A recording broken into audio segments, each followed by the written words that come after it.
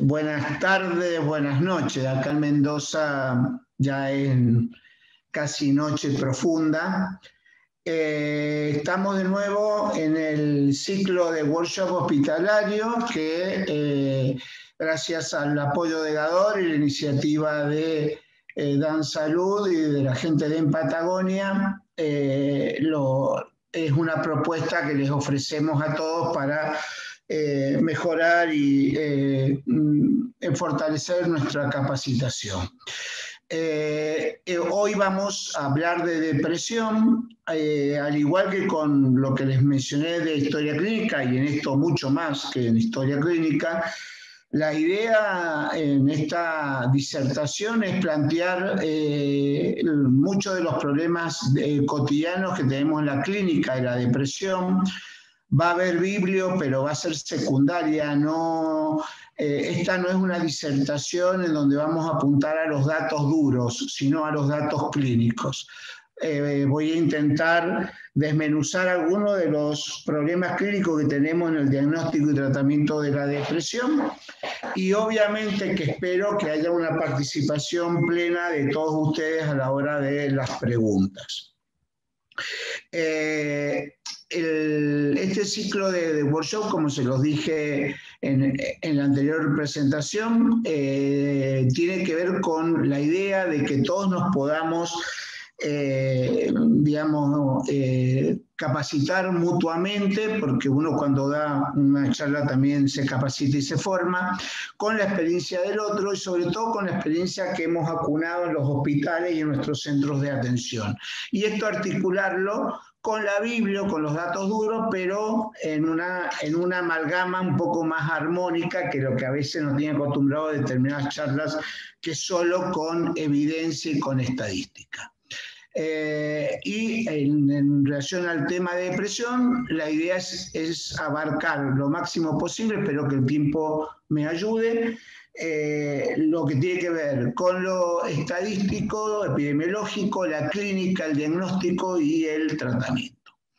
En relación a la dinámica general del workshop, cuando tengan una pregunta, envíenla al sector preguntas, esas se van a responder al final y lo pueden hacer a lo largo de toda la charla. Si tienen un problema con asistencia técnica, perfectamente lo pueden plantear en la pestaña que dice asistencia técnica. Y como les dije antes, al final de la charla vamos a dar lugar a las preguntas. Lo que les quiero anticipar es que el 20 de mayo, dentro de 2 jueves, vamos a tener la charla sobre trastorno bipolar. Luego viene psicosis, trastorno de ansiedad, o sea, vamos a abarcar gran parte de la clínica psiquiátrica de acá a septiembre. Bueno, dicho esto, no sé, Carola, si se me queda algo más. No, doctor, todo bien. Las preguntas, entonces, al participante que dice preguntas, y ante una dificultad técnica, al participante que dice técnica. Nada más que eso. Muy bien. Bueno, largamos entonces con depresión. Lo primero es, a la hora de hablar de depresión, ahí está, es plantear esto, ¿no? Que más de 300 millones en el mundo en lifetime, o sea, a lo largo de la vida, han tenido o tienen depresión. Solo en Europa, en 2015, se reportaron 40 millones de casos y a lo largo de la vida ha aumentado el porcentaje de depresión de un 11-12% al 18,4%, al menos en Europa. Un mapa interesante es el que ven acá, porque fíjense, en los colores rojos ven los países en donde se diagnostica poca depresión, y en los colores más azules se ven los países en donde se diagnostica mucho mejor la depresión. El tema es que los colores rojos y rosados prevalecen sobre los azules o celestes o están muy parejos, y eso ya de por sí es un panorama medio agorero, porque significa que en Europa, y yo creo que en todos los continentes, esto se puede repetir, la mitad del sistema de salud de los países, de todos los países de los continentes, tienen graves dificultades para diagnosticar depresión, lo cual hace del problema mucho más engorroso y complicado. El 50% de la discapacidad global, de la Burden Global Discapacity, es debida a la depresión, y hay picos de prevalencia en la edad joven, menor de 25 años, y en la población entre 50 y 75 años. Ahora, ¿qué es la depresión? La depresión es un síndrome, es una enfermedad propiamente dicha, es componente de otra enfermedad psiquiátrica primaria o es componente de otra enfermedad no psiquiátrica primaria. Bueno, hay algunos que plantean que son las cuatro cosas. En general, la depresión como cuadro psicopatológico puede estar en otra enfermedad psiquiátrica, pero ya no sería depresión primaria, y puede estar como componente de una enfermedad clínica, pero ya no sería depresión como elemento psicopatológico primario, sino debido a una alteración clínica. O sea que en realidad yo, y esto lo digo a título personal, me quedo con las dos primeras, como síndrome cuando estamos en la etapa de la evaluación diagnóstica, y como enfermedad propiamente dicha, ya que lo vamos a ver a lo largo de la charla, que clínicamente tenemos marcadores para hablar de depresión o de reconocer la depresión. Bueno, esta es una definición vieja de Mendels. Hay muy buenas definiciones de depresión. Yo aparte de esta les voy a mencionar un par que en mi formación son muy importantes. Pero Mendel ya planteaba que el término depresión se ha tornado más y más nebuloso. Fíjense, no llegamos a la década del 70, año 1968. Esto ahora es mucho peor. A pesar, se ha tornado más y más nebuloso, a pesar de su ilusoria claridad y simplicidad. Esta confusión semántica del término depresión crea un problema general de comunicación, interfiere en la comparación entre estudios y torna muy dificultosa la selección de poblaciones de pacientes deprimidos para investigaciones específicas. ¿A qué se refería? A que muchos colegas y hasta autores hablan de depresión como síndrome, como enfermedad, como síntoma, como signo. Y esta confusión en relación a lo semántico de la depresión es lo que después nos termina generando un gran problema clínico y a la hora del diagnóstico y también de la investigación. Algunas de las definiciones de depresión más fenomenológicas que en mí han sido muy importantes en mi formación son la de Roa, que menciona que la depresión es aquello que nos comprime, que nos abate y que por su elemento endógeno lleva a la persona a que se sienta totalmente diferente a la que era en su salud, en su vitalidad. O la de López Ibor, que plantea la depresión como una alteración integral del biotono. Y el biotono tiene que ver con esa vitalidad automática y, digamos, permanente que uno no la nota hasta que la perdió. O sea, recién cuando hemos perdido la vitalidad nos damos cuenta de lo que la vitalidad era. Bueno, ¿cuáles son los números importantes en depresión? La prevalencia a 12 meses de la depresión, que es del 6%, la prevalencia de por vida, que ya vimos en Europa, es del 18,4%, y por esta dificultad que acabo de decir, de la confusión a la hora de reconocer qué es depresión o qué no, fíjense la dispersión total del porcentaje, del 1 al 18%, una barbaridad. Todos los que trabajamos e investigamos en depresión vemos que los números más correctos estarían cerca del 18% de prevalencia a lo largo de la vida. Tiene una alta tasa de recurrencia, cronicidad y resistencia, y potencial resistencia, eso lo vamos a ver enseguida. Hay que utilizar mucho más recursos de salud que en otras enfermedades en psiquiatría, por ejemplo, y en la misma medicina, por ejemplo, en ansiedad. tiene mayor tasa de comorbilidades clínicas y el riesgo de suicidio es mucho mayor que en una persona sin depresión. Aproximadamente una persona con depresión tiene hasta 20% más de riesgo de cometer suicidio que la que no. Son cifras realmente muy, muy contundentes. Fíjense, esta es la muestra argentina del estudio que se hizo con Harvard, que es el estudio del trastorno mental en la República Argentina. La prevalencia del trastorno mental en general llega al 30% de la población argentina, o sea, un 30% de los argentinos tienen algún tipo de trastorno mental, de cualquier tipo, y no voy a ir uno por uno, pero fíjense que las depresiones, las distimias o depresiones menores, tienen una prevalencia del 8,1, pero cualquier trastorno del ánimo, depresión y trastorno bipolar, etcétera, llega a una prevalencia del 12,3. Los trastornos de ansiedad en Argentina son mucho mayores que los trastornos afectivos, llegando al 16,4.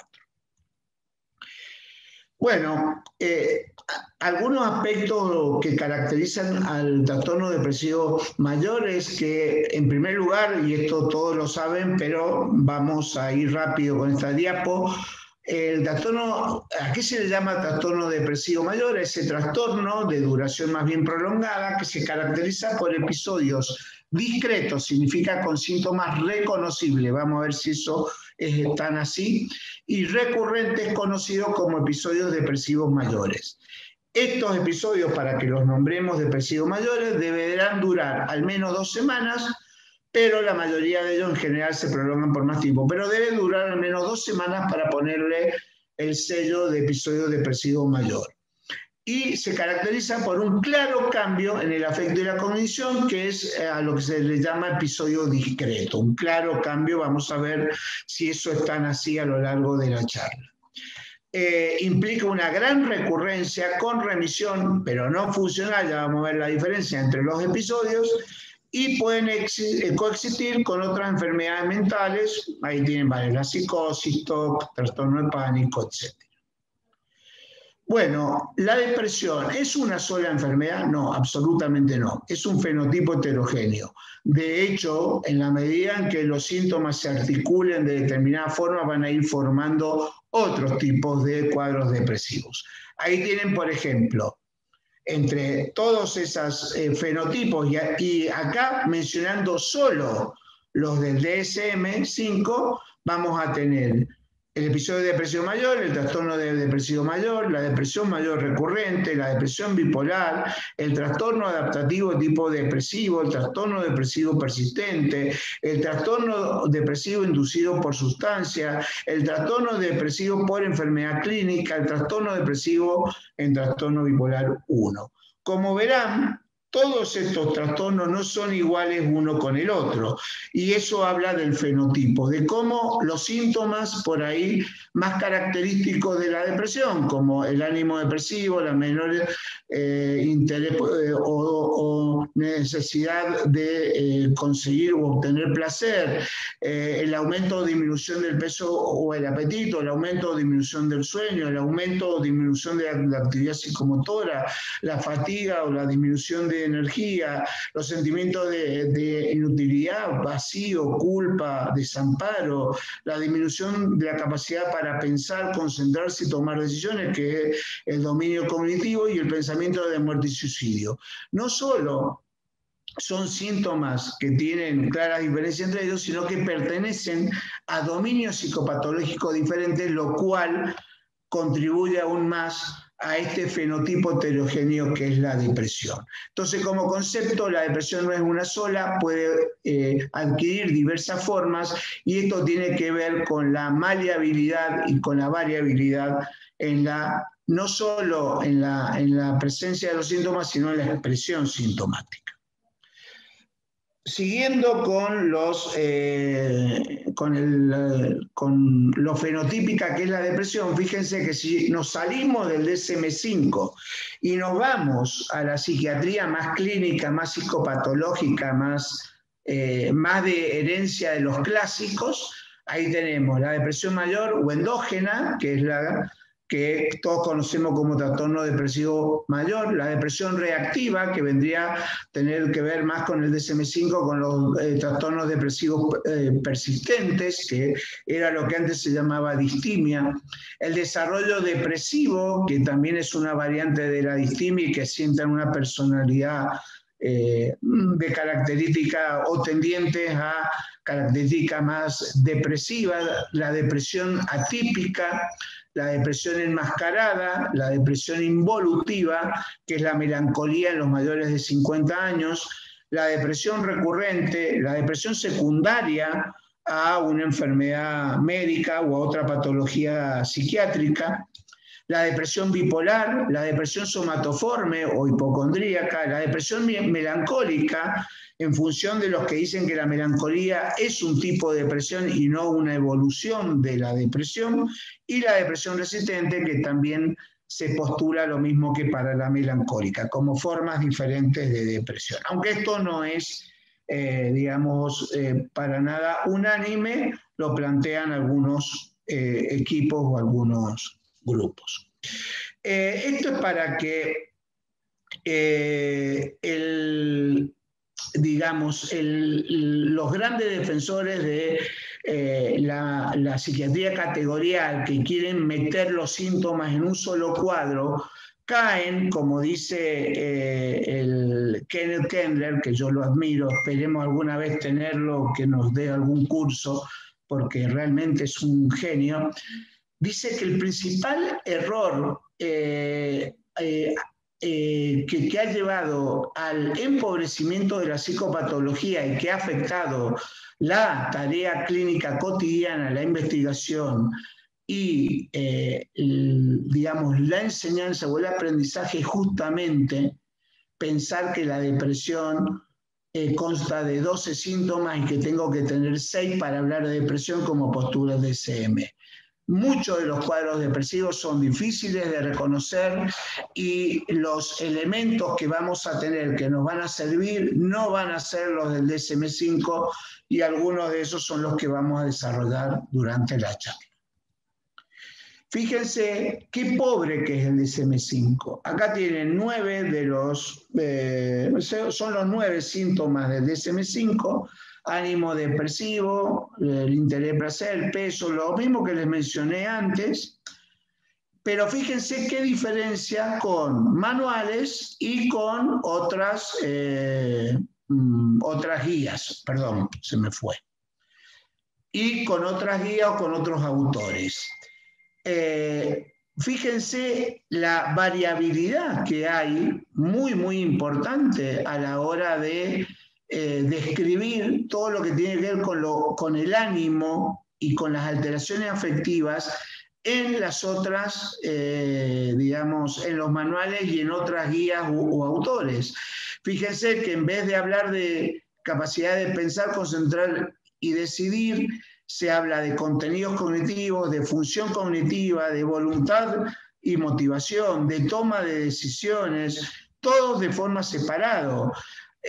No se habla solo de ánimo de depresivo, se habla de alteración de la energía, de alteración en el discurso, en el tono de la voz, de alteraciones del sueño, de otros síntomas físicos, de las alteraciones en el ritmo circadiano, de los síntomas disociativos como la despersonalización y la desrealización. O sea, tenemos fuentes de aprendizaje mucho más ricas que el DSM-5 y yo espero que ninguno de ustedes estudie por el DSM-5. El DSM-5 sirve para que todos leamos en un mismo idioma, pero no mucho más que eso, ¿sí?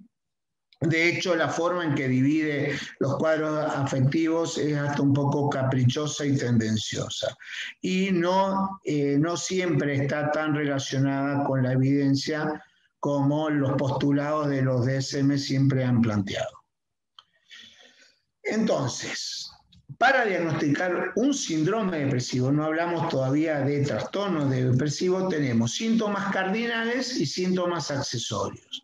Fíjense que muchos de los síntomas que van a ver acá jamás lo van a leer en un DSM-5. Entre los cardinales, ¿cuáles tenemos? Esto es del grupo de Ramos-Brieva, que es el grupo español que plantea que la depresión tiene síntomas nucleares o cardinales, que son estos 3 grupos de síntomas que vamos a ver acá, que tienen que ver con ánimo depresivo, tristeza vital, la disminución del impulso vital y la distinta cualidad, que ahora la vamos a explicar. La pérdida del interés o anedonia y de la capacidad de disfrutar de cosas, actividades y trabajo, o sea, la capacidad de trabajar está ligada también a la anedonia y está ligada a la perturbación del hacer, que es la dificultad para realizar actividades habituales y la disminución de la energía. Dentro de los signos accesorios, en cambio, tenemos la angustia vital, la pérdida de la confianza y estima propia, sentimientos de autorreproche o de culpa excesivos, ideas recurrentes de muerte, dificultad para concentrarse, lo cognitivo, inhibición o agitación, trastorno de sueño, apetito, peso, síntomas somáticos. Si ustedes lo analizan de una manera general, verán que los dominios son más o menos lo mismo. La gran diferencia es el gran desarrollo de los síntomas y de la descripción mucho más específica y mucho más desarrollada que en el DSM-5, por ejemplo, que es un poco el paradigma de la psiquiatría de la evidencia, ¿no? Ahí tienen los 3 síntomas que son signos cardinales y síntomas nucleares de la depresión. Repito, tristeza vital con disminución del impulso, que es la alteración de la conación, así se llama, la distinta cualidad, la anedonia y la disminución de energía y perturbación del hacer.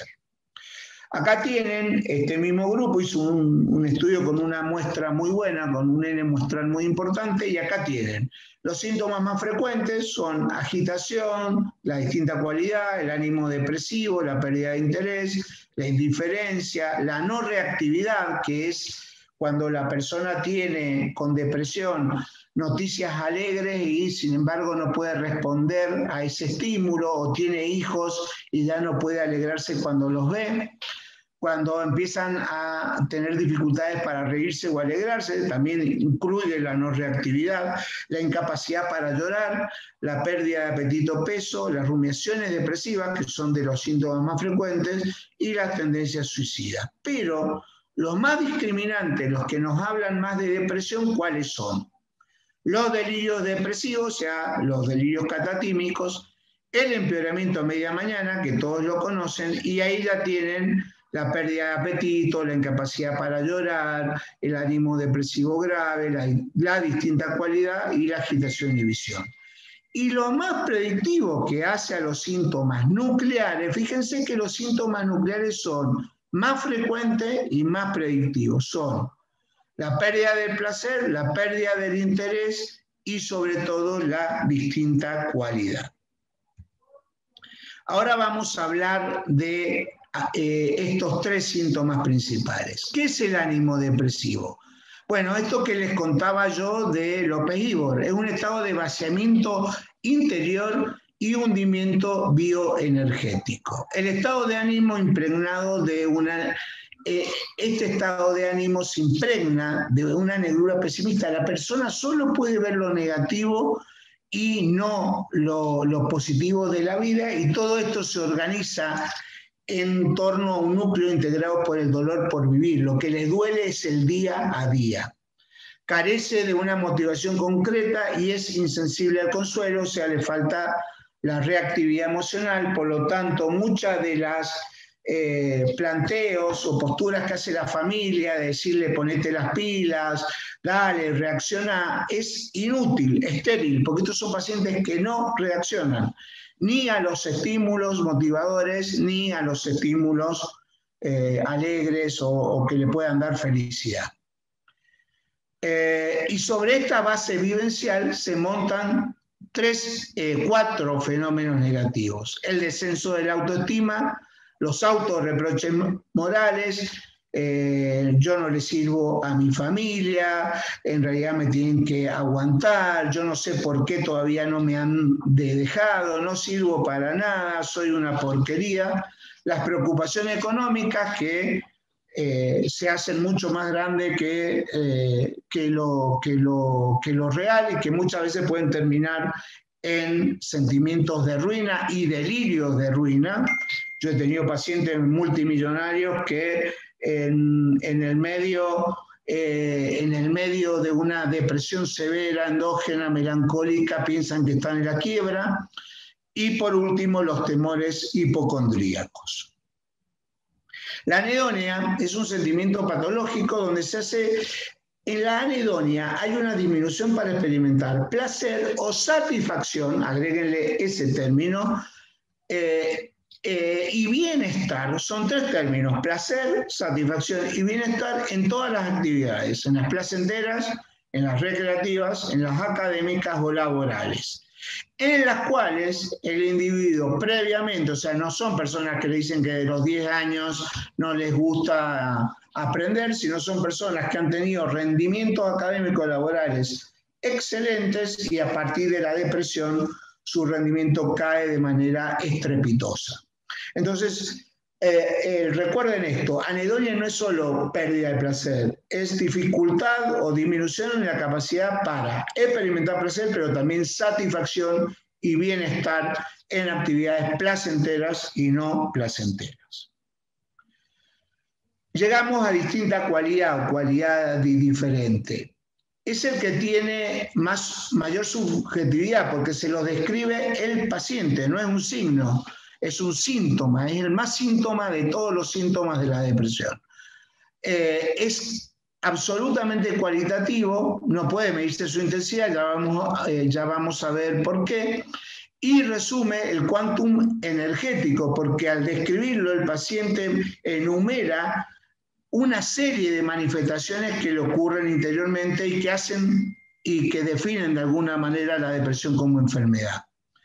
Para poder reconocerlo hace falta o que el paciente se los diga específicamente o que ustedes lo conozcan mucho al paciente para poder registrarlo o reconocerlo. Y es un fuerte, además de ser un fuerte marcador diagnóstico, es también evolutivo, ya que la remisión tendría que ver con recuperar la distinta cualidad. ¿Y qué es la distinta cualidad para no seguir haciendo biribiri? Distinta cualidad cuando el paciente les dice: doctor, no sé qué me ha pasado, yo no soy el que era antes, algo me pasó por encima, yo no me reconozco. Por eso decimos que resumen el quantum energético y que es básicamente cualitativo porque es de cada paciente. Y es marcador terapéutico porque, inclusive esto yo se los digo a los pacientes, miren, vamos a empezar a contar el tiempo que va a seguir con el antidepresivo a partir de que usted me diga que volvió a ser el de antes, o sea, a la resolución de la distinta cualidad. Y les digo más, la distinta cualidad o la resolución, cuando el paciente dice volví a ser el de antes, coincide con el tiempo neurobiológico de la down regulation. O sea, cuando se hace la down regulation a nivel neurobiológico o de la sinapsis, es el momento en el que el paciente rescata o restituye su cualidad original, o sea, su actividad y su forma de ser original, y coincide también con la indemnidad o con el mejor funcionamiento de todo su sistema de circuitos. Justamente Ramos Brieva, que es para mí un autor que yo sigo mucho, plantea que la certeza de la distinta cualidad está presente no solo en los cuadros endógenos, fíjense, sino también en los que no son, en las depresiones ansiosas, hasta en las distimias, cuando a la distimia se le suma una depresión de mayor rango, y permite sostener que su importancia clínica viene dada por constituir un rasgo definidor de la depresión misma.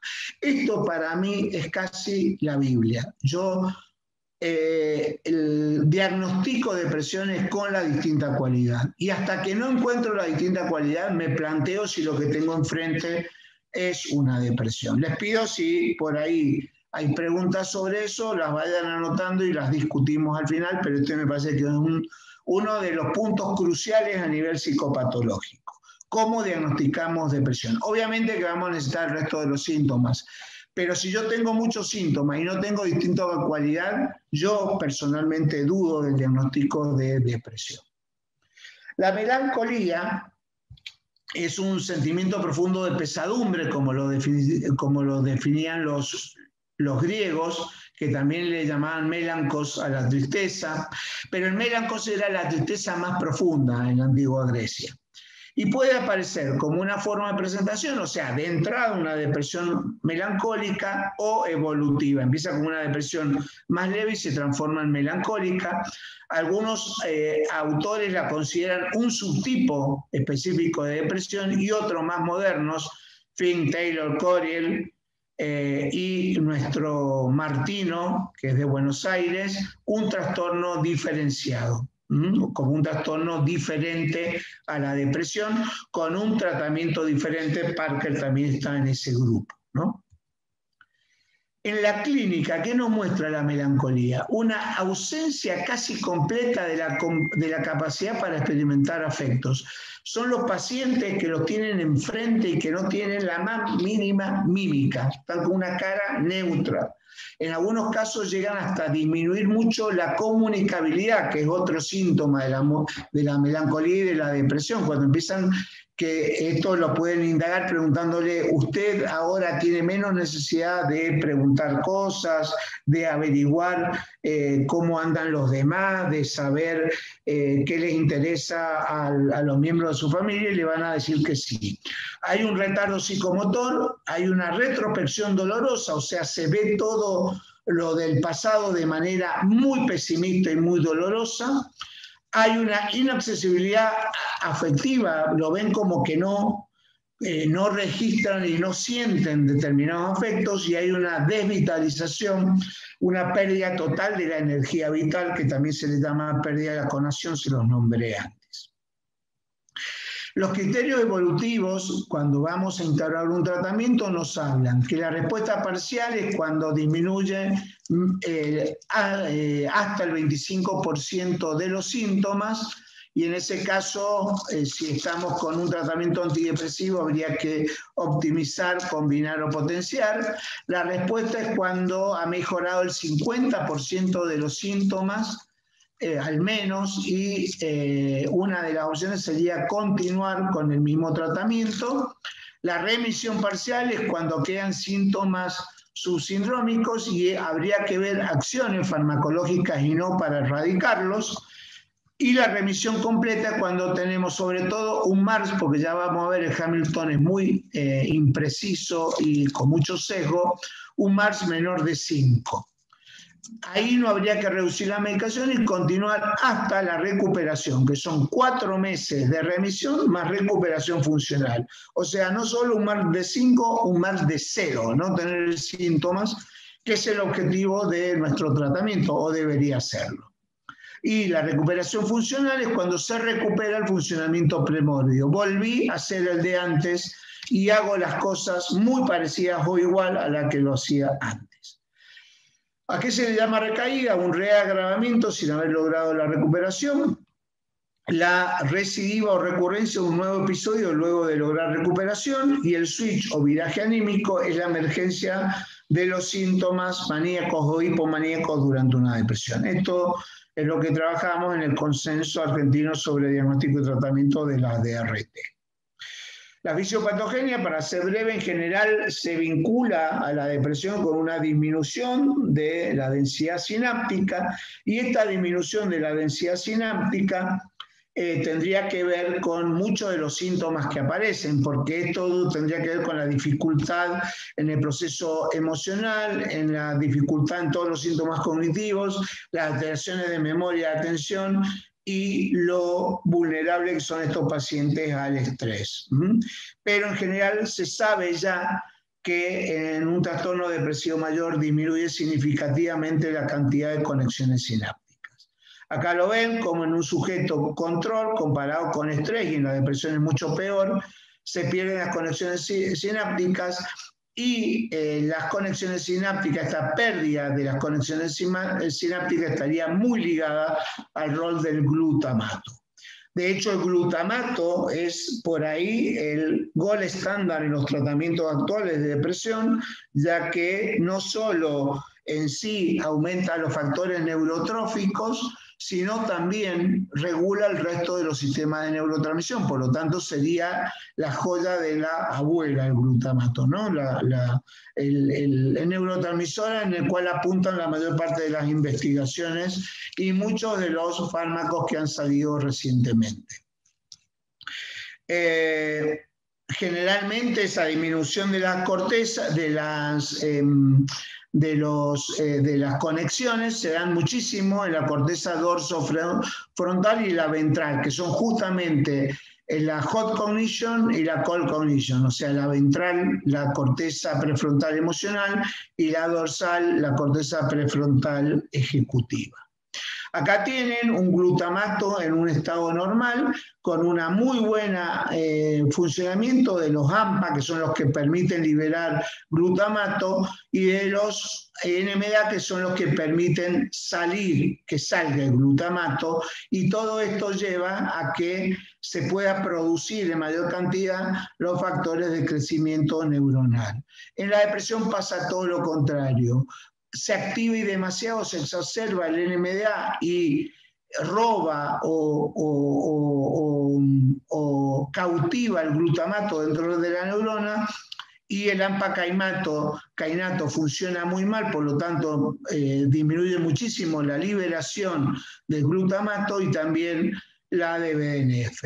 Recuerden que el glutamato, para que el funcionamiento sea realmente idóneo, tiene que tener un adecuado balance intra y extracelular, que es lo que regula el AMPA-cainato y los NMDA. Si quieren, esto lo hablamos mejor al final de la charla. Con respecto al diagnóstico, ya les dije, el Hamilton no es una buena herramienta, es bastante deficitaria porque mide más de 5 síntomas o dominios ligados a la ansiedad y no a la depresión. O sea, fíjense, de los 17 ítems del Hamilton, 5, o sea, una tercera parte, están ligados a la ansiedad, lo cual es muchísimo a nivel de validez diagnóstica. Generalmente, lo que más se usa es la MARS, que tiene mucha más validez, solamente un dominio de ansiedad, o la BEC, yo la uso mucho, y sobre todo en trabajos de investigación, que tiene una muy buena validez y solo un dominio ligado a la ansiedad. ¿Cuál planteo yo que podría ser la analítica para la consulta inicial en depresión? Y un hemograma completo, un hematocrito con eritro, una glucemia, una uremia, el hepatograma, lipidograma, PCR fundamental por lo del origen inflamatorio, la tiroides para descartar otros aspectos, la función renal y orina completa. Esto es propuesto como analítica de consulta inicial. Además, se puede agregar una imagen, aunque no excluyente, electrocardiograma, un psicodiagnóstico y el testeo neurocognitivo, que yo cada vez le saco más provecho. Los diagnósticos en psiquiatría no son transversales, son longitudinales. A tal punto que el verdadero determinante diagnóstico muchas veces será el seguimiento del paciente. La respuesta del paciente a nuestras acciones terapéuticas, ya sean farmacológicas o no farmacológicas. Ya lo dice Scott, Scott en el libro de Gaemi, que se los recomiendo, lo de Psiquiatría Concepto, un gran libro del profesor Gaemi que vamos a tener en el curso en septiembre. El seguimiento es el gran develador de la verdad, la roca sobre la cual se destruyen muchas buenas teorías y sobre la cual pueden también constituirse otras mejores. Es para el psiquiatra lo que el post-mortem es para el médico clínico. La validación del diagnóstico entonces tendría que ver con una fenomenología clínica definida, con la valoración del curso de la enfermedad y la correcta, determinación del curso de la enfermedad, con la genética y con la respuesta al tratamiento, que es lo que acabamos de ver como elemento de seguimiento. ¿Cuáles serían diagnósticos diferenciales en depresión? La depresión bipolar, la depresión en el transcurso del trastorno bipolar, la depresión orgánica o secundaria por causas clínicas, neurológicas, metabólicas u hormonales, la depresión que no es depresión, la tristeza que aparece en el consumo de sustancias, que es el afecto negativo, y que muchísimos colegas en el mundo confunden con depresión y medican con antidepresivos, lo cual es de por sí una acción, además de inefectiva desde un punto de vista semántico, absolutamente errada, porque no es depresión, es glutamato que es liberado por la sustancia y no por el cuadro depresivo. Los trastornos de ansiedad, la distimia epiléptica, la depresión secundaria a fármacos, los síntomas negativos de la esquizofrenia, los trastornos de la personalidad, ADHD y sobre todo en adulto, un diagnóstico diferencial muy, pero muy complejo con la depresión y con trastorno bipolar también, y los TCA, los trastornos de conducta alimentaria. Estos son algunos de los diagnósticos diferenciales en depresión que yo les planteo. Uno de los principales diagnósticos diferenciales, que lo dijimos al comienzo, es de depresión bipolar, y ahí utilizamos los criterios de Gaemi. Entonces, si tenemos una depresión, todavía no hemos tenido episodios maníacos o hipomaníacos, y tenemos una historia familiar de primer grado de trastorno bipolar o una inducción a manía o hipomanía por uso de antidepresivos, si tenemos cualquiera de estos ítems más alguno del C o dos ítems C, ¿sí?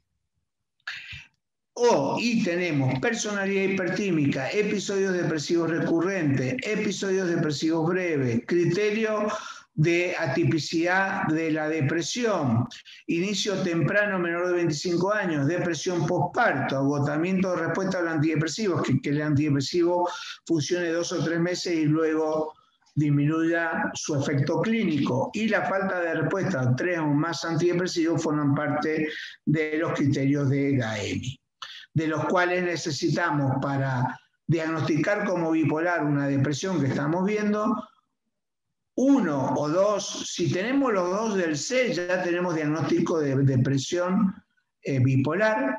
Si no, podemos tener 1 del C más 3 del D, o 6 del D en ausencia del C. Pero tenemos que tener un episodio depresivo y no tiene que haber síntomas maníacos o hipomaníacos. Estos son los criterios de Gaemi para depresión bipolar. El pronóstico. ¿Cuáles son los predictores de buena respuesta? Menor severidad de la depresión al inicio del cuadro, ser de raza caucásica. Esto es el estudio de Trivedi, que es uno de los estudios pivotales en cuanto a pronóstico de depresión. Ser sexo femenino, la depresión en las mujeres generalmente es de menos consecuencias y de menos secuelas que en el hombre. Nivel educativo, a mayor nivel educativo, una depresión menos grave. Nivel de ingresos, con mejores niveles de ingresos, generalmente las depresiones son menos graves, aunque esto para mí es relativo. Tener una medicina privada, obviamente, se usan fármacos de mejor calidad. Menores comorbilidades médicas y psiquiátricas, menor duración del episodio y mayor nivel de satisfacción con su vida. Estos son los predictores de buena respuesta, y los de mala respuesta son mayor gravedad al inicio de la depresión. Yo agrego otro, mayor duración de las depresiones a lo largo, o sea, una intensidad de depresión muy larga en cuanto a meses, mayores comorbilidades y mucho menor o débil soporte social. Esto es el consenso que les mencionaba, y ahí definimos a la depresión resistente como la falta de mejoría clínica a pesar del uso de dosis adecuada de al menos 2 agentes antidepresivos derivados del grupo de tratamiento de primera línea, ya vamos a ver qué es primera línea de uso común, prescripto para una duración adecuada con una adecuada adherencia al tratamiento. Fíjense que la prevalencia de RT en Argentina es muy parecida a la del resto del mundo, que es del 30%, acá en Latinoamérica fue del 29,1% y en Argentina específicamente fue del 33%. O sea, estamos hablando de la DRT como un fenómeno que es bastante parecido en todo el mundo, porque las estadísticas son muy similares. En definitiva, en el pronóstico, el trastorno depresivo mayor es una enfermedad incapacitante de por vida para la mayoría de los pacientes. Todos están asociados a un riesgo suicida y los factores que parecen aumentar el riesgo de suicidio son historial anterior de intentos de suicidio, sexo masculino, estar solo, tener sentimiento de desesperanza o hopelessness y la presencia de un TLP. Con respecto al tratamiento, con esto vamos a terminar, los pilares del tratamiento es el abordaje farmacológico, el abordaje psicoterapéutico, la psicoeducación y la rehabilitación, que se puede hacer en centros, pero también con acompañamiento terapéutico, y la rehabilitación a partir del entrenamiento físico. Yo no les traje esto para no hacerlo muy prolongado, pero tiene que ver con todos los abordajes que hacemos en depresión. En relación a la farmacoterapia, este es un estudio muy interesante de Cipriani y uno muy parecido de Shirokawa, en donde evaluó la eficacia de 21 antidepresivos, en donde habían tricíclicos, IRNA e IRS, y que vieron que la eficacia comparativa entre los antidepresivos muestran que algunos evidencian una modesta superioridad comparativa en relación a otros, ya vamos a hablar. Sería el caso del escitalopram, la mirtazapina, la sertralina y la venlafaxina, además de la mirtazapina como coadyuvante o potenciador en algunas de las depresiones. ¿Cuáles son los factores que influyen a la hora de elegir un antidepresivo? Los relacionados con el paciente, lo que dijimos, características clínicas, comorbilidad, antecedentes de respuesta, los antecedentes de respuesta en la familia, aunque Kennedy me dijo que no en un workshop que tuvimos hace unos años, y las preferencias del paciente, que también hay que tener en cuenta. El paciente tiene que ser protagonista del tratamiento y no solo un receptor.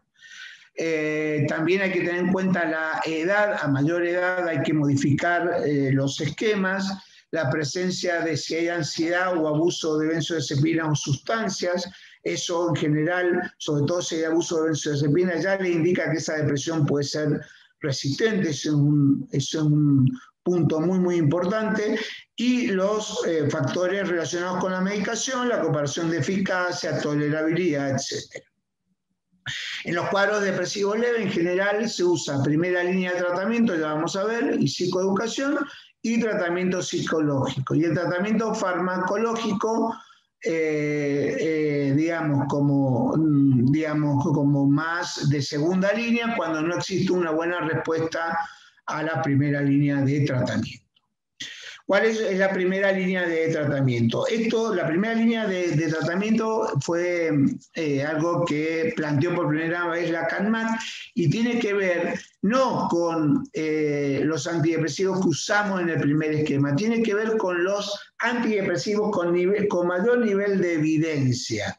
Eso es primera línea. Una primera línea la podemos usar en el primer esquema, en el segundo esquema y hasta en el tercer esquema. Solo combinado, no es sinónimo de esquema, es sinónimo de evidencia. ¿Cuáles son los que tienen ahí? Vamos a rescatar la duloxetina, la escitalopram, la mirtazapina, la paroxetina, la sertralina, la venlafaxina y la vortioxetina, que es un dual, es un multimodal, en uno de los últimos en salir. La segunda línea de tratamiento... Disculpe, sí, doctor. Ya terminó. Perfecto, quedan 5 minutos, muchas gracias. Sí, ya estoy terminando. La segunda línea tiene que ver con el nivel 3 de evidencia y ahí tenemos los tricíclicos, la moclobemida, que ya no sale en nuestro país, la quetiapina, la celigilina, el trazodone y la virazone. Fíjense qué interesante, la CANMAT pone a la quetiapina como nivel 3 de evidencia segunda línea y uno está acostumbrado en la práctica cotidiana que los pacientes con depresión y con depresiones leves y moderadas vienen con antipsicótico atípico y no con antidepresivo. Esto es increíble, yo la verdad no lo puedo creer. Hay pacientes que no responden a los antipsicóticos atípicos y tenemos colegas que le siguen dando antipsicóticos atípicos por años. Eso es increíble. No sé si pasa en alguna otra rama de la medicina. Y los de nivel 4 de evidencia son los IMAO, la fenelcina y la tranilcipromina. Si quieren, después les hablo. No lo he traído acá para no hacerlo más prolongado. ¿Dónde se usa la segunda línea y la tercera línea en las depresiones que no sean resistentes? De hecho, segunda línea, o sea, tricíclicos, por ejemplo, y los IMAO, que en tercera línea se usan en las depresiones resistentes como tercer o cuarto esquema, pero se usan también en las depresiones atípicas, en las depresiones melancólicas, en las involutivas, que son las depresiones melancólicas en los mayores de 50 años, en las depresiones psicóticas, en el síndrome de Cotard, que es la negación de órganos, y en el estupor depresivo. Esto lo vamos a pasar. Bueno, en realidad se los digo rápido, esto es también de la CANMAT, es como en las diferentes depresiones, dependiendo qué especificadores tengan, si ansiedad o catatonía, se va modificando la combinación del antidepresivo con el fármaco, ¿no? Entonces los trastornos de ansiedad se pueden usar IRS, IRNA o bupropión. En la depresión con síntomas catatónicos, las benzodiazepinas, con síntomas melancólicos, los tricíclicos que ya ahí dijimos, o los duales, los síntomas atípicos, también IMAO y los tricíclicos, las características psicóticas, no hay suficientes estudios para ver en general qué es lo que debería usarse. Por ahí se usa antipsicótico atípico más antidepresivo con características mixtas, luracidona, ciprasidona, por ejemplo, con patrón estacional, los IRS, la agomelatina, con difusión cognitiva, la vortioxetina, la duloxetina, el bupropión, y con trastornos del sueño, la agomelatina, mirtazapina, quetiapina o trazodona, y los síntomas somáticos, duloxetina, sertralina y otros IRNA. ¿Hasta dónde sostener un tratamiento con depresión? Si es un primer episodio, la duración del tratamiento y no tiene suficientes antecedentes familiares, la fase aguda debería durar unas 12 semanas, pero el tratamiento tendría un total entre, para mí, 8 y 12 meses, siempre y cuando el cuadro no haya sido muy severo, sea el primero y no tenga antecedentes familiares profusos de depresión. Si es un segundo episodio y es una depresión mayor recurrente, la duración debería ser de al menos 3 años, y si ya tiene más de 3 episodios y episodios complicados, con antecedentes muy fuertes de depresión, continuar el tratamiento por tiempo prolongado o casi indefinido. ¿Cuáles son las estrategias terapéuticas para DRT? Que lo vimos en el consenso. Acá tienen las de primera línea asociadas al antidepresivo, siempre asociado a antidepresivo, aripiprazol, quetiapina, risperidona, litio, el brexpiprazol, que ya salió en nuestro medio, la esketamina, que también ya la tenemos disponible, y la ketamina. La olanzapina es un nivel 1 de evidencia, pero no un nivel 1 de recomendación por todos los efectos secundarios que tiene. Los antidepresivos tricíclicos, modafinilo y triiotironina, aunque no tiene mucha evidencia la potenciación con hormona tiroidea en los últimos papers, esos son de segunda línea, y los tercera línea, IMAO, otros estimulantes como el metilfenidato, el pramipexol y la ciprasidona, y otros que en Argentina son mala palabra, pero se usan en todo el mundo, como la terapia electroconvulsiva. Bueno, llegué a los 45 clavados, Caro, me parece. Muy bien, doctor, lo felicito. Gracias. Bueno, no sé si hay preguntas. No por ahora. Al momento nadie mandó preguntas, sí mandaron felicitaciones y agradecimientos, pero todavía no preguntas. ¿Nadie quiere que hablemos de algún tema de los que he tocado, que lo desarrollemos más en estos minutos? Fíjense que no he hablado, podría haber hablado de un montón de cosas. Acá la depresión es inagotable casi, porque faltó depresión del adulto mayor, faltó las formas que son menos frecuentes pero muy difíciles de manejar, como son la melancolía involutiva, como son las depresiones atípicas, la depresión enmascarada. No he podido hablar de nada de eso por una cuestión de tiempo, porque el planteo era básicamente lo general de la depresión. Pero bueno. Doctor, sí. Acá hay una pregunta. Sí. Dice, me interesa saber más cómo evaluar a un paciente. Soy psicóloga. Bien, yo lo voy a plantear desde lo semiológico psicopatológico. Al menos yo, mi forma de entrevistar es fenomenológica, como lo dije de historia clínica, en el workshop de historia clínica. O sea, la mía es una conversación con el paciente en donde yo le pido al paciente que me cuente toda su historia, toda. Dentro de esa historia aparece la enfermedad o no, porque acá está el tema, la demanda actual viene mucho por el tema, se sienta el paciente y dice, a ver, quiero que me medique porque me pasa tal cosa. Entonces yo antes de eso le digo, espere, primero vamos a ver si lo que le pasa se va a resolver con una medicación o necesita otro tipo de intervenciones. Entonces, el primer punto es reconocer si las cuestiones que le molestan, recuerden que yo les dije, no sé si estaban todos en el de historia clínica, que había una diferencia entre síntoma, que era lo que el paciente portaba, y signo, que era lo que nosotros reconocíamos. Entonces, lo que para el paciente puede ser un síntoma, no necesariamente para nosotros un signo de enfermedad. Porque, por ejemplo, el paciente puede decir, mire, yo me siento triste, desesperanzado y enojado con todo el mundo. ¿Y desde cuándo? Desde los 6 años. Eso no es un síntoma, ese es un aspecto de la personalidad. En general, síntoma, y desde la evaluación fenomenológica, tiene que ver con lo que ha producido un impacto en el paciente, algo que ha aparecido a lo largo de su línea historiográfica y que en general el paciente consulta por eso que lo molesta, que lo perturba y que ha aparecido en su vida. En el caso de la depresión, esa aparición es lo que el paciente resume como lo que yo le nombré distinta cualidad. Dice, mire, en esto de hablar de toda la vida, yo les repito, hablo de todo, desde que nacieron, cómo se criaron, qué tipo de relaciones tenían con sus amigos, cómo se enamoraron, cuántas parejas tuvieron. Mis consultas duran muchas veces más de 1 hora, sobre todo cuando son de primera vez.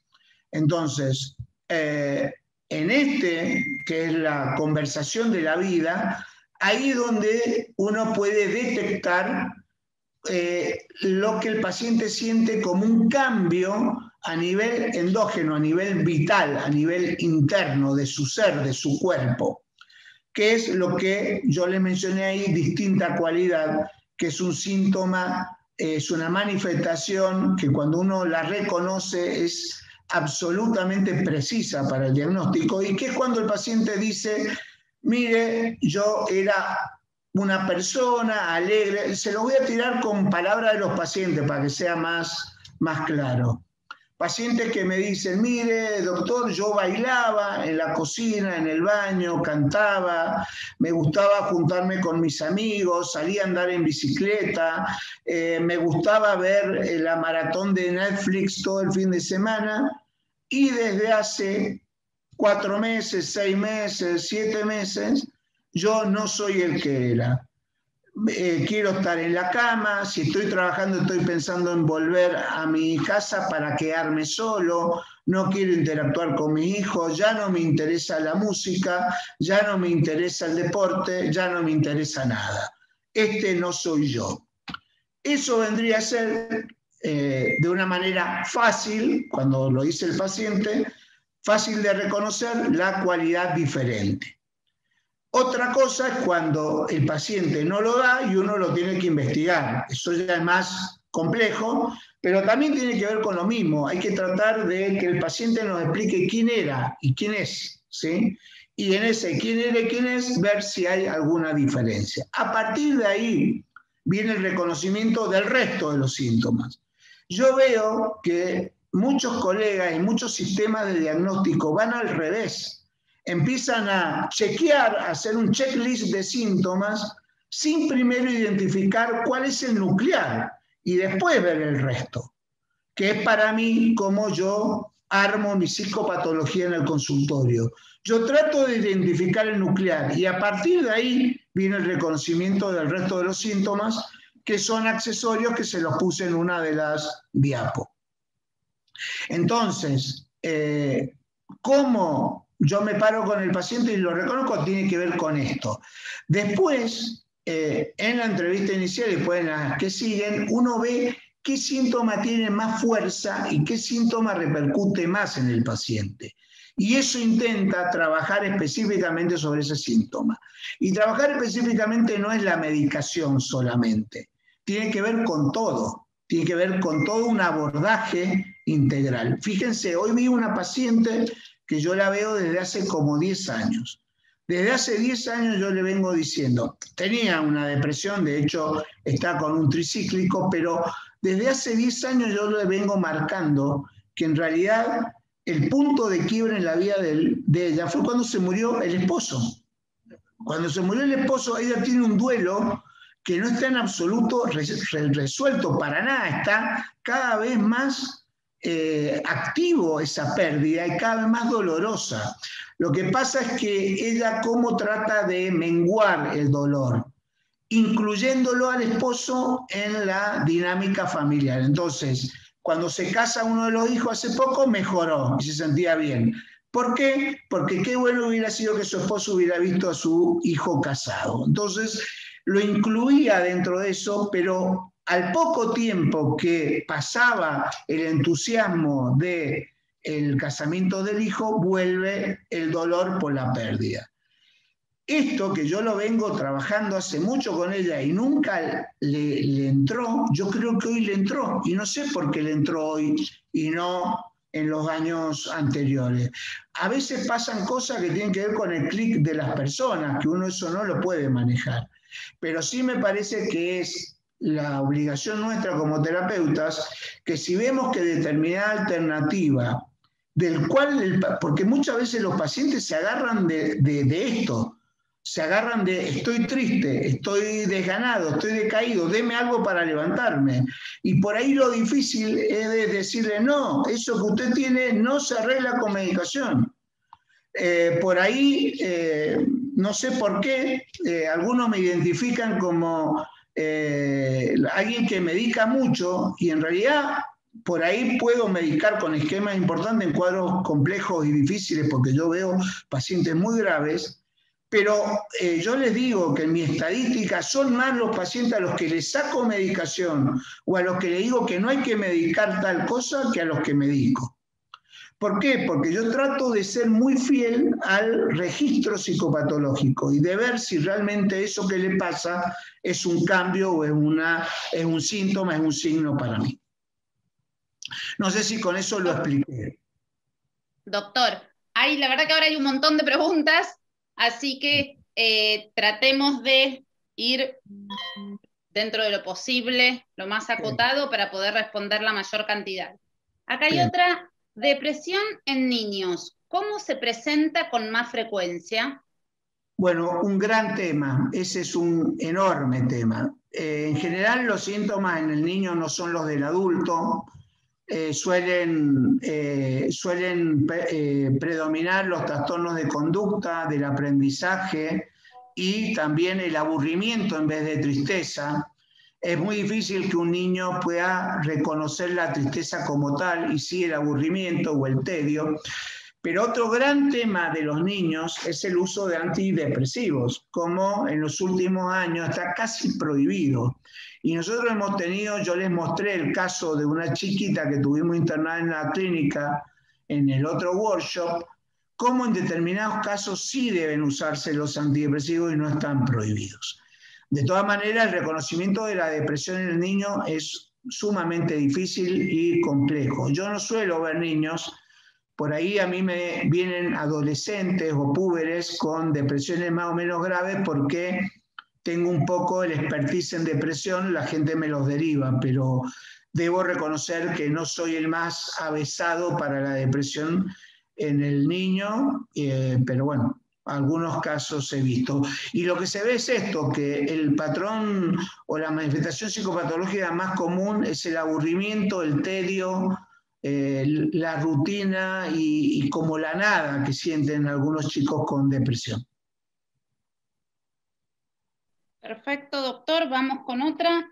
Para la anedonia, perdón. Anedonia.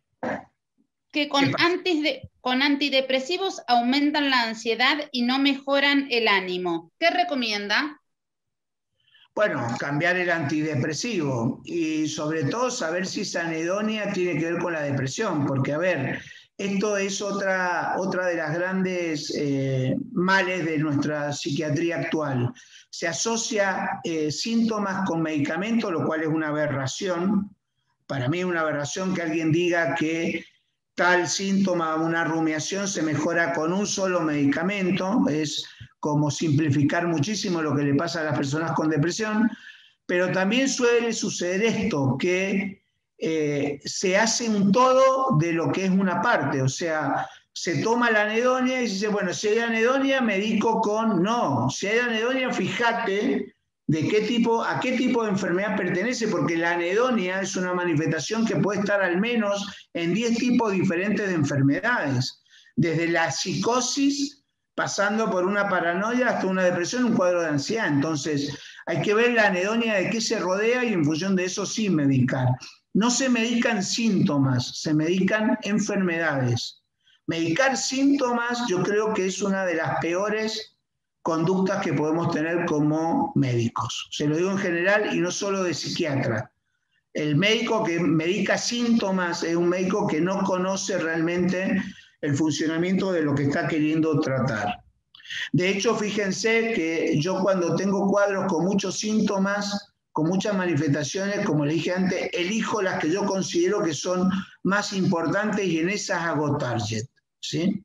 Por ejemplo, en un cuadro depresivo con intensa angustia, ideas de suicidio, y voy a apuntar ahí. Voy a apuntar a la angustia y a la idea de suicidio. Podré dar litio, que tiene evidencia para la ideación suicida. No así la risperidona, que casi todo el mundo la usa como antisuicida y no tiene evidencia como antisuicida. Usaré antidepresivos, pero voy a usar aquellos que me lleven al blanco de la angustia, que es lo que yo quiero mejorar. Porque en realidad, en definitiva, uno cuando hace un tratamiento para una persona, ¿qué es lo que busca? Que la persona esté mejor, que se alivie, que se sienta mejor. Y eso se ha perdido, se lo puedo asegurar. Hay un montón de colegas que lo que buscan es que no switchee. ¿Qué me importa si switchea? A mí lo que me importa es que le está pasando pésimo. Si después switchea, le daré algo para estabilizarlo, para bajarlo, pero que deje de pasar por el tormento en el que está. Entonces yo creo que esas son cosas que nos tenemos que cuestionar como comunidad médica. Y no lo digo solo en medicina, pasa en psicología y pasa en todas las intervenciones en salud mental.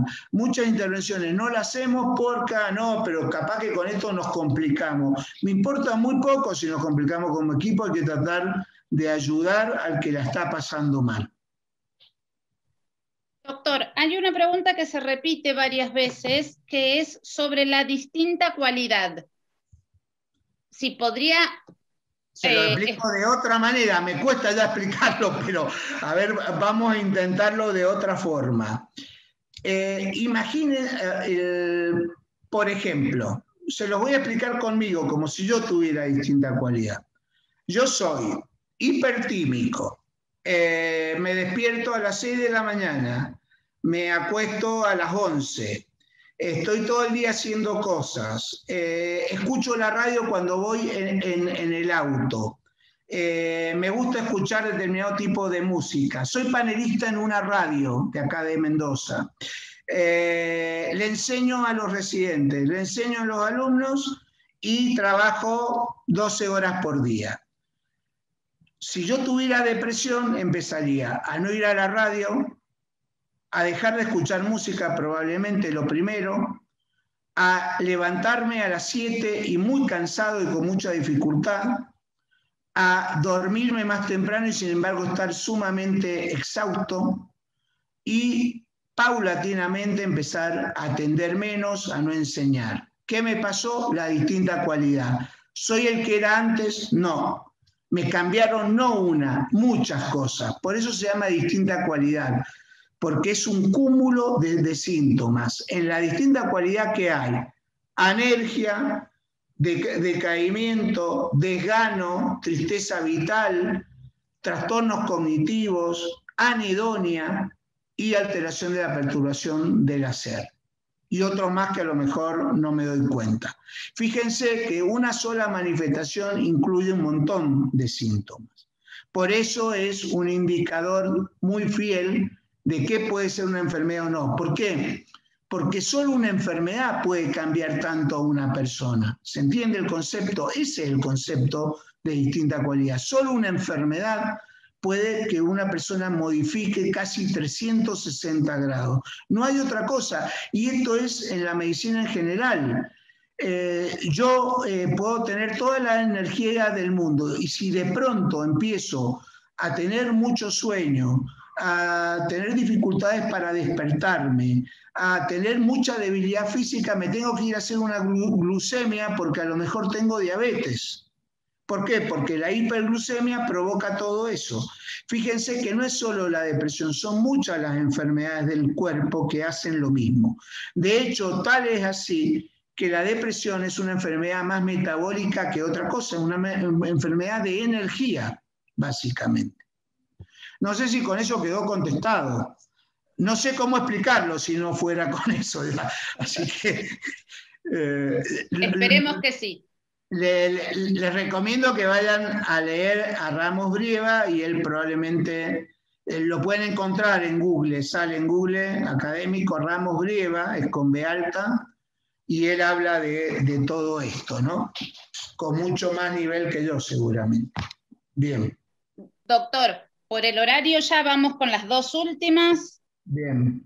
A ver, ¿cuáles son las psicoterapias más adecuadas para el tratamiento de la depresión leve antes de pasar al tratamiento psicofarmacológico? Bueno, yo voy a dar una respuesta no políticamente correcta. Para mí, todas, porque no tiene que ver con un tipo de psicoterapia, tiene que ver con el perfil del paciente. Yo elijo la psicoterapia, no, tengo la suerte en el centro nuestro de tener todas las líneas, o casi todas, hasta la dialéctico-conductual tenemos con uno de los profesionales, mindfulness, tenemos la de la tercera ola, psicoanálisis, gestalt, sistémico, tenemos todas. Entonces yo no elijo por línea o por enfermedad, eso me parece que también es un artificio actual muy grave. Pensar que en el TOC es determinada terapia, en la depresión es determinada terapia, en la psicosis es determinada terapia. Yo no elijo líneas de tratamiento, derivo a terapeutas. Derivo al paciente en función de cómo conozco al terapeuta y cuál me parece que es el más indicado por lo que yo conozco del paciente y no por línea terapéutica. A veces en algunos casos podremos decir, bueno, psicoanálisis no, pero no va a ser la regla, o sea, tiene que ver mucho con cómo es el paciente y las características del terapeuta más que las líneas. Perfecto, doctor. Seguimos una más. ¿Cuál es la evaluación psicosemiológica de una depresión enmascarada? Bueno, no pude hablar de la depresión enmascarada. La depresión enmascarada es la depresión sin tristeza, como la describen los clásicos. O sea, es la depresión en donde predominan todos los síntomas somáticos y el paciente no dice que tenga tristeza. De hecho, a esos pacientes le dicen, yo no tengo tristeza y no tengo depresión, pero tienen desgano, decaimiento, síntomas somáticos, pesadez de piernas, pesadez de hombros, dolor de cabeza, desvitalización interna, que ellos no la reconocen como desvitalización. Tienen distintas cualidades y no se dan cuenta que la tienen. O sea, son las depresiones en donde están todos los síntomas, tiene alteraciones del sueño, alteraciones del apetito, están todos los síntomas menos la tristeza. O la tristeza está y el paciente no la reconoce o no la manifiesta. Bueno, ahora sí, la última. ¿Qué piensa del uso de ketamina intranasal al inicio del tratamiento? Al inicio no. La esketamina es una muy buena herramienta, pero para las DRT, las depresiones resistentes al tratamiento, por varios motivos. Primero, porque no es la esketamina sola, no se usa esketamina sola, se usa esketamina con el antidepresivo o la terapia antidepresiva con la que viene el paciente. O sea, la esketamina es un acople, no es el tratamiento en sí.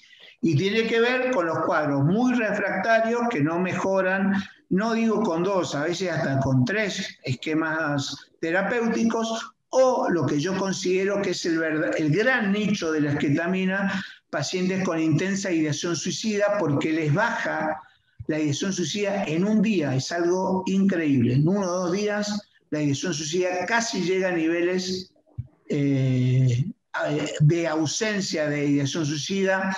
Eso lo único que lo pueden hacer son todas las derivadas de la ketamina. La ketamina, la esketamina y la arketamina, que en cualquier momento va a salir, ya se está usando en España, se está experimentando. ¿Por qué? Porque son enormes reguladores del glutamato. Son grandes reguladores, son los que mejor regulan el glutamato y son entonces los que van a mejorar de manera muy significativa los síntomas depresivos más graves y la ideación suicida. De hecho, yo les sugiero que busquen en PubMed y en todas las fuentes bibliográficas los trabajos de Gustavo Vázquez y de todo el grupo de Canadá en la ketamina y van a ver los resultados. Son asombrosos, tienen niveles de eficacia del 70-80%, casi como la terapia, y a veces más que la terapia electroconvulsiva. Son herramientas sumamente efectivas. La más efectiva de las 3 hoy por hoy es la ketamina. Después viene la esketamina, que es un poco menos efectiva que la ketamina, y la arketamina, que está en estudio. Si le parece, doctor, vamos a cerrar el espacio de preguntas. Muy bien. Bueno, les agradecemos mucho el apoyo y también el aguante, porque hay que tener aguante para las 9 de la noche seguir escuchando a un calvo pelado como yo hablando de depresión. Pero bueno, nos volvemos a ver, si Dios quiere y si ustedes quieren, el 20 de mayo con lo de trastorno bipolar.